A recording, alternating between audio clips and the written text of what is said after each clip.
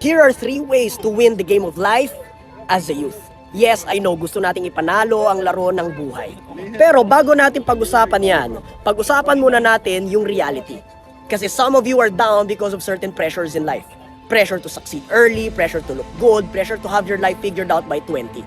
Habang bata ka pa lang, parang kailangan may direction ka na agad, may business, may income, may achievement. And if you don't, parang feeling mo napag-iiwanan ka na. Social media made it worse because now every scroll feels like someone else is winning while you're still confused. Someone is traveling, someone is earning millions.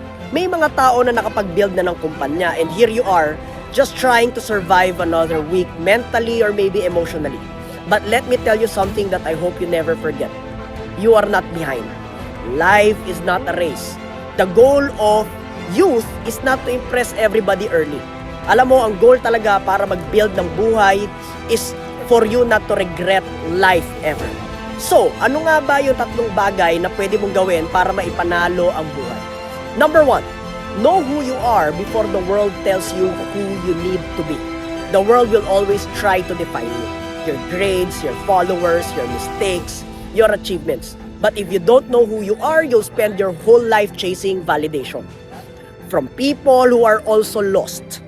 So, alamin mo kung ano yung values mo, convictions mo, alamin mo anong klaseng tao ba yung gusto mong maging. Trends will change. People may leave. Pero ang hindi pwedeng mawala, sarili mo. Number 2, learn discipline early. It will protect your future. Lagi ko sinasabi, motivation ay temporary. Pero ang disiplina, yan ang magpapabago ng buhay mo.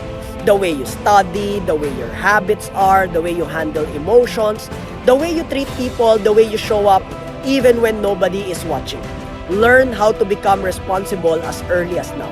Because discipline today creates your freedom tomorrow. And number 3, protect your heart habang binibuild mo ang mga pangarap mo.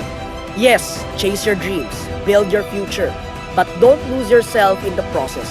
Some young people masyadong naging obsessed sa mga achievement na kalimutan na nila magpahinga, mag-forgive, at mag-enjoy ng buhay. Success means nothing if you're empty inside. That's why you choose good friends, you stay with your family, you protect your peace. Learn how to genuinely love people. The goal of life is not just to become rich or successful, it is to become whole as a person. Kaya kung ikaw ay bata pa and trying to figure life out right now, relax, breathe. You don't need to have everything figured out today.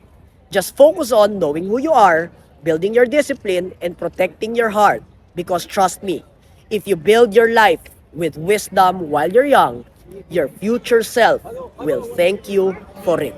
And before you know it, bonus, baka matupad pa ang mga pangarap mo.